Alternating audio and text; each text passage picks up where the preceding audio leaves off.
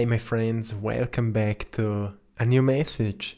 Today we'll be talking about the prophecy, how everything was written and what is actually going on right now. As yesterday we were talking about the 26th of May, the energy shifts that are happening right now, the shifts that we are all feeling it, especially the ones which are more like sensible to energies. Many of you are writing that in the comments that you are feeling weird these days, that maybe you feel increased emotions, maybe you feel even more distracted, maybe some memories from the past, some painful memories, some fearful memories from the past are coming up and you don't know what is really happening. And I want to go deeper into it because there's so much things we can learn actually from those moments. Firstly, for everyone who is experiencing fearful or painful memories from the past, it's like the life force is pushing you into solving things, solve those memories. So how to solve them, how to release the pain from that memory. Many times when we're thinking about certain thing that we are still emotionally attached to it, we will experience it as a painful memory. But this memory will stay within us until we will solve the emotional memory from it. We need to solve the emotional pain from it. And most of the times it can be done through forgiveness. So usually we are saying, oh, that person was so bad, I can't forgive him or her. But it's an old self. Imagine what the evolved version of yourself would do in that situation. The evolved, more loving, more creative, more abundant version of yourself without ego. What that version of yourself would do in that situation. I promise you that person would forgive everything to everyone. And I want to talk more about it today because it's so important right now. So first of all, what is happening? As I was talking about that in December last year, at the time of the Great Conjunction, the Mayan wisdom from Mayan civilization, they were explaining as the earth is moving into a new age, a new era. We can say a golden age, because from the times when people were developing technology and building cities and all those things, at some point this era will end and humanity will enter into a new era where people will become aware of their inner technology, their inner wisdom. We could say the truth of life, what the truth of life actually is. So we can explain that all the technology that we have right now is just a glimpse of something much more powerful, which is already within us.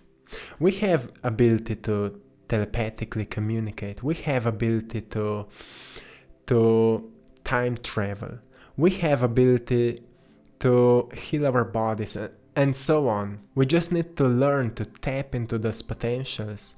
And according to our ancient wisdom, the ancient texts from many different traditions, we can learn that all those things are possible when we learn how to tap into it, how to awaken those potentials.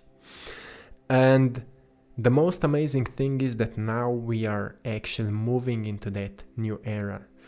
And as yesterday I've mentioned, according to Aztec's calendar, the Earth is entering into a sixth stage of the Sun, which again explains this new age, new era, a golden age where people will become aware of their true power, knowledge, the inner technology, the inner wisdom.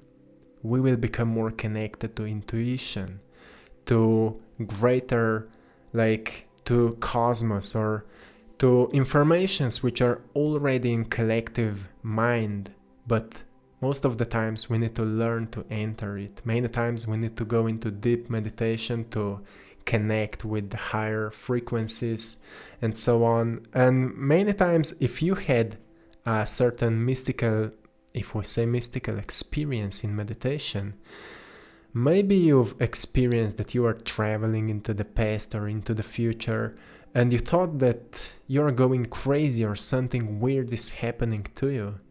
But actually those are events where we become more aware that this reality is not actually what we've been told, but we are more likely living in a like simulation or something like that.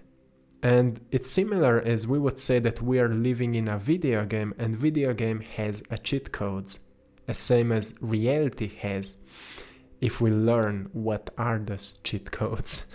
It sounds funny, but it's the truth if we truly dig deeper into the wisdom of life. So there's another interesting thing that I found when I was researching different tribes from the past.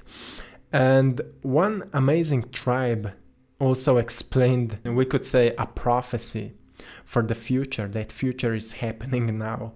Is a Hopi tribe, a Native American tribe. And they were explaining that the earth will move through 3 shakes. The first 2 shakes were the First World War and the Second World War. They've predicted those 2 wars. But for the 3rd shake, for them it was a mystery. They knew that something will happen, but it was a mystery. So they said like, it depends in which direction humanity will go. And I believe, and many people believe, that we are now moving through that 3rd shake. And right now it's truly important what we will do with each thought we think, with each emotion we experience, and with each action we take. That's why I'm constantly saying, forgive to the past, so you can move on to the greater level of frequency. You can experience more joy, more creativity, more love, more abundance, and you can spread it with others. That's like many people are teaching that right now. Many spiritual leaders are teaching that for a long time. And it's truly important. The new age wisdom, as many times I'm saying that way, is now age. We are moving into that era where it will become normal to understand emotional awareness, emotional wisdom, or emotional intelligence, to understand the power of the mind, to understand that each thought is transforming or building, structuring a matter, that everything in physical reality is made out of frequency.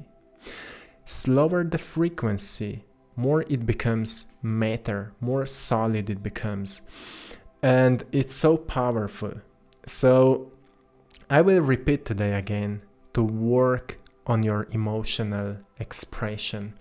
Truly dig deeper what is still holding you to the past. And because from yesterday's video I've noticed that many of you are dealing with anger and you don't know how to solve it.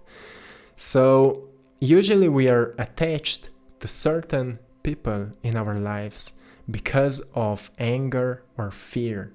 And those are emotions which seems truly hard to overcome them, just because our mind is not letting us to do it. Why is that? Because we say, that person was so mean to me, I can't forgive him or her. I can't forgive him or her. But the thing is that love can overcome everything. It's the ego saying that you can't forgive that person. The ego is saying that because ego is afraid that you will be weak. If you will forgive that person, you will be a weak. Like, I don't know how to explain it right now, but I will say that to you. If you look into the future and see yourself as evolved, more loving, more creative, more abundant self, how that future self would react in that situation. That future self has no painful memories of the past. Doesn't mean that that future self has no memories of the past, but that future self is holding no pain to the past anymore, no fear to the past, only wisdom, experiences. Experiences without any emotional attachments are wisdom. So we need to overcome emotional attachment and we will gain wisdom. The thing is that many times we are trying to solve anger with anger or to deal with fear, but the thing is that only light can brighten up the darkness. So only love can heal anger, only love can heal fear. So we need to work on love. Love yourself, and with that self-love, love others as well. Spread your light. But it's not an overnight process. That's why we are constantly repeating, work on that stronger than ever. Because as those energy shifts are happening really fast, the body can only connect to the greater frequencies when we let go of what is not serving us anymore, when we let go of the pain, of the fears, of the anger, of uncertainty. Anything which is not serving us anymore, we need to learn to let go and how to let go. Usually we have two scenarios in our mind's eye. One is what we don't want to happen, and another one is what we want to experience. And as long as we have two scenarios in our mind's eye, we will experience joy for, expecting that something good may happen, but we will also experience fear. What if that will not happen? And even if we are visualizing our wanting future, we will be still predicting what we don't want to happen, so we can stay prepared if in case that will happen. And in order to overcome that process, we need to create only a vision that we want to experience. So again, as I mentioned before, it's not an overnight process. We need to work on that every single day. And the thing is that if we are stepping into an alpha brainwave state is a calm, relaxed state. In that state, we are reprogramming our subconscious mind. Like we would be installing new patterns, new memories, new informations into our mind. And if we're doing that consistently, for example, in the morning we wake up and we create a vision of the future, and then through the day when we experience a little bit of the fear, we go into meditation. We create a vision of the future again. And then before we go to sleep, we go into meditation again and we create a vision of the future. If we will do that consistently, sooner or later, from two different scenarios, we will create only one, because we will reprogram our subconscious mind to think only about what we are constantly installing into our mind. That's why I'm saying to you to feed your mind only with informations which are supporting your vision of the future. Because of that, you're not feeding yourself with fears, with anything which is saying to you that your vision is not possible, that whatever you want to experience is not possible. Forget about it. Feed yourself only with what is serving you. The same as when it comes to food. Many people are eating food which is totally against what the body needs. Just because emotions, we feel good when we are eating it, but what body truly needs is much more simple. So feed your mind with what is supporting your vision of the future, because it's so important right now. Again, I'm saying 100 times, it's so important to overcome your past, and that's how we can evolve into a new self. And that's what is happening right now. More and more people are aware of that. And if you think that it's not possible for you, you can find here, I mentioned in one of my previous videos before, in the community here are so many people which overcome so many different painful experiences from the past just because they are consistently working on themselves. And that's the power. Nobody can give you that. Nobody can give me that. I am working every single day on myself to overcome my traumas, my fears, my ego, my anger.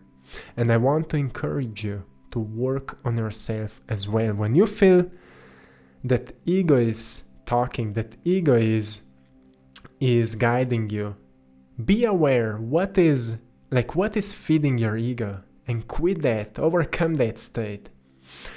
And you need to find out for yourself what is working for you on that process. But every time when you're watching videos like that or listening music or whatever works for you, you will find out what kind of information truly resonates with you.